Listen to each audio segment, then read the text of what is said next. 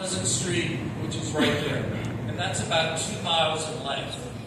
The first phase is really the area that's highlighted in orange.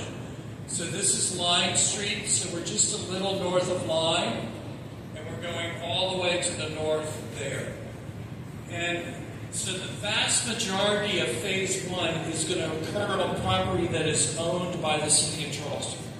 So this was purchased from Norfolk Southern Railroad, I guess about 10 or 12 years ago.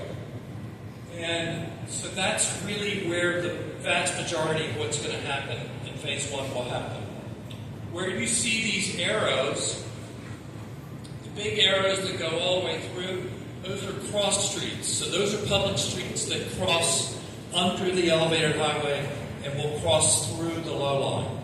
And each one of those crossings, we're going to have what's called a mid-block crossing. So that's a safe way for pedestrians and bikes to cross a public street where there's not an intersection. And so those will occur in 4 places: Hugie, Romney, Cypress, and also at King Street. The other arrows that you see that are headed in a westerly direction, those are connections that we're making to the surrounding neighborhood streets. So at the end of each one of these streets will be a way for people to access the low line. Phase 1 will be 2 paths. One path will be for bicycles. It'll be 12 feet wide. So 6 feet for bikes going in one direction and 6 feet for bikes going in the other direction. Then there will be a planted median. It will be a minimum of 6 feet wide, and then there will be a pedestrian path that will be 10 feet wide. Oh, okay, we got space. And so we learned our lesson from the Cooper River Bridge. Yes. Where you can't put bikes and pedestrians that close together and have it feel safe and comfortable. So that's basically what will happen. So we'll have the dual paths, we'll have the connections, we'll have the mid-block crossings, and then on the southern end, we have a very large space, and you'll see it on the map that's in the center of the room, where we're going to create what we're calling Lowline Park. And what's really wonderful about that space is it has great visibility. So if you're coming into Charleston and you're using from 26 and you're using the Meeting Street exit, it's that big space that you see right there. And so that's being designed as a park. It's almost the size of Marion Square, so it's significant. And it will have paths that run around it. We're thinking right now it's going to primarily be an open space. There certainly will be trees for shade. It'll be a place for gatherings for the community, perhaps for events and things like that. But we would love to hear your all's thoughts on how that place should be designed, how it should operate, and what it should feel like. Let's go to the next one. I don't want to be talking the whole time. I want to give you all time to talk. So, again, 40 years ago, something like that. So it's been a long time since we've had a new park. So this is a really, really big deal. And, a lot has happened in the world of parks in the last 40 years. One of those things that's happened is that cities are oftentimes struggling with how to maintain parks at a very high level. So stormwater management. Actually, anything on the peninsula of Charleston, or anything really within the entire city, has a responsibility to deal with stormwater management. So we're working on our strategies for that. We're working able to put notes, write down what your thoughts, what your ideas are, what your concerns might be, and also please talk to any of the members of the design team. Appreciate you joining us and participating in this. Just a few words before we kind of break free. This is a very kind of casual night. We're not designing anything tonight. We haven't designed anything today. We wanted to have a check-in and a kickoff meeting to tell you how you can stay involved in this process moving forward. So I think one of the first things, we've launched a new website called lowline.info. This is the homepage. Right now it's just a splash landing page where you can do everything but register for future updates, You can email. It actually comes to me personally, and we can answer all your questions or comments, send comments as we're moving forward in this process. So this is our new website. And thank you, Stitch. We did this all together in I think 6.5 hours and put it together and had it up and running and going live. So that's important.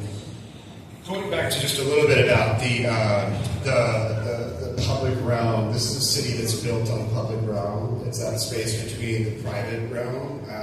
What is really interesting about what's going on right now in the city is we're seeing the largest emergence of public realm ever since the city's founding, 1670, 1680, whichever date you'd like to use. So it's between this project on the peninsula. It's a $100 million bike ped bridge that's being built to connect West Ashley, the city's first suburb, with bike and peds facilities to downtown, which will then connect to Hugh G Street, which will then connect to the Low Line, which will then connect to Morrison Drive and take you across to the Ravenel Bridge. And then finally, at the price tag of to be determined, but probably a lot of money, will be the low battery extension, and that's a shift from what it was first considered to be this building a wall around our cities. When we went to our water's edge, we would look out to a wall, and we felt that that was completely inappropriate and completely non-Charleston. So we're using the things that work, that we know and we love, and a 9-foot finished floor elevation can go up to 12-foot for a storm event is the low battery extension, and that will extend from hopefully in all phases the Joe Stadium all the way down to the west side of the peninsula, connect to the existing battery, and then go back north all the way up north of Columbus Street to Johnson Street.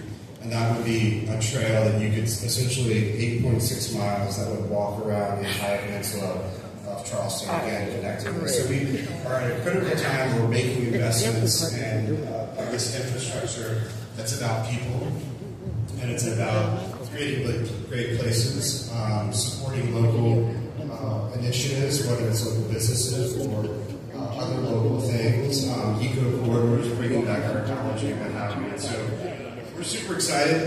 We are going to go as fast as humanly possible, and I mean that very truthfully, and to get this designed and constructed. And I think that the mayor said maybe a year from now. I'm going to say maybe 8 months from now. And so I think that's exciting, and we'll stay on this. And I'm working on this personally every single day, and it's become kind of an obsession that we need to do this and make sure that we get this exactly right, down to every water width and down to every granite detail of the trail, et cetera, et cetera, et cetera. But at the end of the day, we want to build something that's safe, reliable, predictable transportation route, and it's great for recreation, it's great for public health, it's great for connecting neighborhoods that maybe have not always been connected for a long time, and something that we can all be proud of, and just again another extension of the Charleston Public Realm 2.0 as we're moving forward in all this. So thank you all for coming. We have stations and all the team members around the room tonight to answer questions and take comments. The center table setting is our important part, where we have base map, the large base map at 10-foot length to take any future comments or questions. We've got sticky notes, you can put those down there. We're all here until 6:30, and then we're happy to answer any questions from all of you, or just have a general chat. So again, thank you all so much for coming. Thank you for City Council and the Mayor for their support, undoubtedly, of funding this and taking the first step and making this truly a reality. So thank you all very much, and we look forward to continuing the conversation.